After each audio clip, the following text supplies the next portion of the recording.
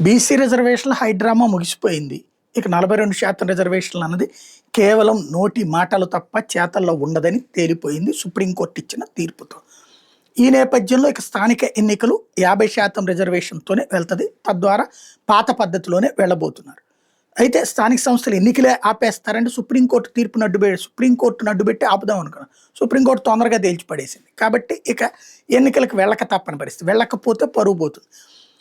ఒక తెలివైన పని మాత్రం చేయగలిగారు. యాక్చువల్‌గా ఇప్పుడు స్థానిక ఎన్నికలు జరగాలి. ఈ ఇంపాక్ట్ జూబ్లీ హిల్స్ ఎలక్షన్ మీద పడుతుంది కాబట్టి, ఈ గ్యాప్ క్రియేట్ చేయడం ద్వారా ఇప్పుడు జూబ్లీ హిల్స్ ఎలక్షన్స్ ముందుకు తెచ్చుకుని, ఈ స్థానిక ఎన్నికలు కొన్ని రోజులు ఈ కాన్సెప్ట్ మీద వాయిదా వేసుకొచ్చారు.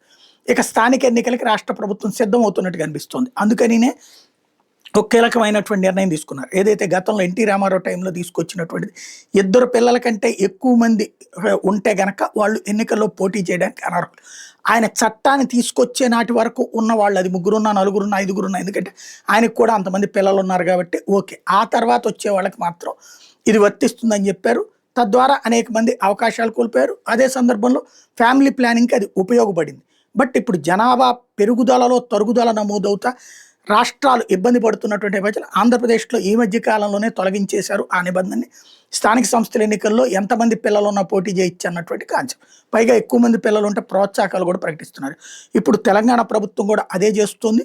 ఆ నిబంధన ఏదైతే ఇద్దరు పిల్లల కంటే ఎక్కువ మంది ఉంటే గనక ఎన్నికల్లో పోటీకి అనర్హులు అన్న నిబంధనని తొలగిస్తున్నట్టుగా పొంగులేటి శ్రీనివాసరెడ్డి ప్రకటించారు. తద్వారా కీలకమైన అడుగు వేసినట్టయింది.